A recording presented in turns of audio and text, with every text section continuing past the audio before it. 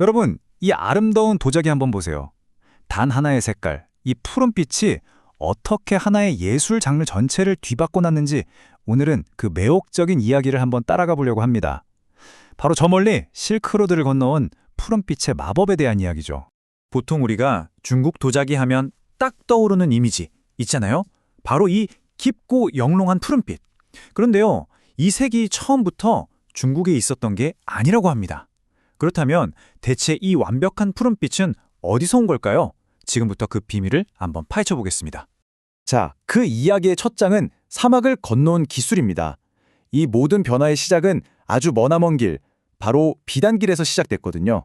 때는 바야흐로 7세기 당나라 시대입니다.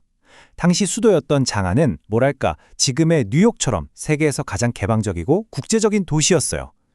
그리고 이 모든 교류의 중심에 바로 실크로드, 즉 비단길이 있었던 거죠. 이 길은 단순히 물건만 오가는 그런 상업로가 아니었습니다. 새로운 아이디어와 기술이 강물처럼 흐르던 거대한 네트워크였어요. 바로 이 길을 따라서 중국 도자기의 역사를 통째로 바꿔놓을 엄청난 기술 하나가 들어옵니다. 그게 바로 이슬람 유약 기술이에요. 페르시아와 아랍 세계에서 발전한 기술인데 아주 쉽게 말해서 평범한 흙으로 빚은 그릇에 마법처럼 다채로운 색깔이랑 반짝이는 광택을 입히는 그야말로 혁신 그 자체였던 거죠. 이 기술이 얼마나 대단했는지 한번 보세요. 가장 큰 혁신은 단연 저 선명한 푸른색, 코발트 안료를 썼다는 거예요. 이전까지 중국 도자기에선 상상도 못했던 색이었거든요. 거기다가 금속 산화물로 유리알처럼 투명한 광택을 내고 녹색에 노란색까지. 와, 진짜 다채로운 색을 만들어낼 수 있게 된 거죠. 덕분에 그냥 밋밋했던 토기가 완전히 새로운 예술품으로 탈바꿈할 수 있는 문이 활짝 열린 겁니다. 자, 그럼 이제 서역에서 온 이 기술이 중국의 장인 정신과 만나서 어떤 폭발적인 시너지를 만들어냈는지 그 결정적인 순간으로 한번 가보시죠. 바로 도자기 예술이 되다입니다. 변화는 이건 뭐 말 그대로 극적이었습니다. 딱 봐도 아시겠죠? 이전의 중국 도기는 좀 소박했어요. 단색 위주의 표면도 다소 거칠었고요. 그런데 이슬람 유약 기술이 딱 더해지니까 눈이 부실 정도로 화려한 색채, 반짝반짝 빛나는 유리 같은 광택을 가진 예술품으로 다시 태어난 겁니다. 그렇게 탄생한 첫 번째 걸작이 바로 이 당삼체입니다. 이름 그대로 세 가지 색이 어우러진 이 화려한 도자기는요, 이슬람 유학 기술이 없었다면 절대 나올 수 없었어요. 당시 당나라 황실과 귀족들이 이 새로운 스타일에 그냥 푹 빠져버렸죠. 근데 진짜 재밌는 건 이 당삼체가 다시 실크로드를 타고 서역으로 역수출되기도 했다는 거예요. 기술이 오고 간 그 길 위로 이제는 예술품이 오고 간 거죠. 대단하죠? 하지만 당삼체는 정말 시작에 불과했습니다. 동서양 기술의 만남은 이제 곧 인류 역사상 가장 아름다운 도자기를 탄생시킬 준비를 마쳤거든요. 네, 바로 청화백자입니다. 눈처럼 새하얀 바탕 위에 오직 푸른색 하나로 세상 모든 걸 그려낸 그야말로 예술의 경지죠. 이 완벽하고 신비로운 푸른빛의 비밀, 그게 바로 페르시아에서 건너온 코발트 안료였던 겁니다.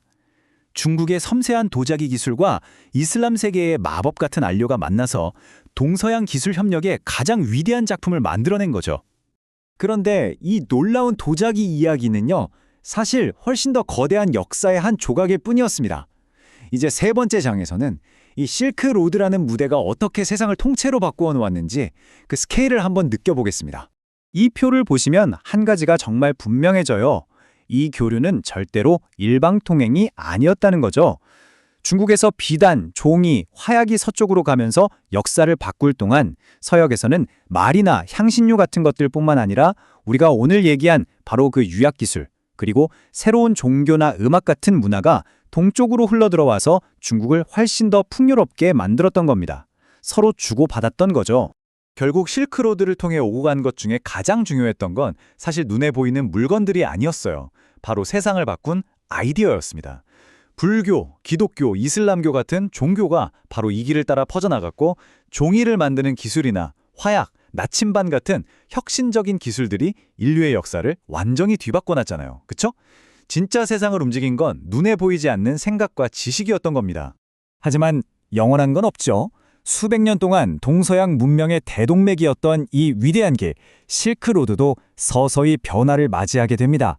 마지막 장, 길은 바뀌고 유산은 남다입니다. 이 타임라인을 따라가 보면 그 흐름이 한눈에 들어와요.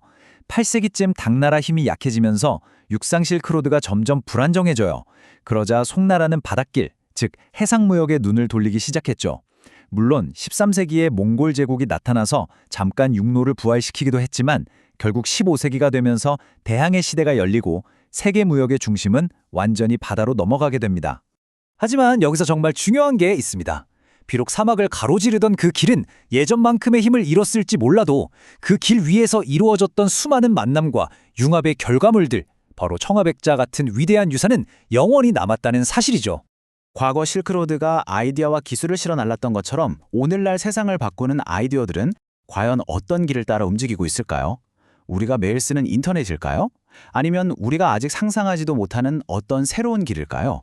그 새로운 길 위에서 또 어떤 제2의 청아백자가 탄생하고 있을지 한 번쯤 생각해 보는 것도 재밌을 것 같습니다. 오늘 이야기는 여기까지입니다.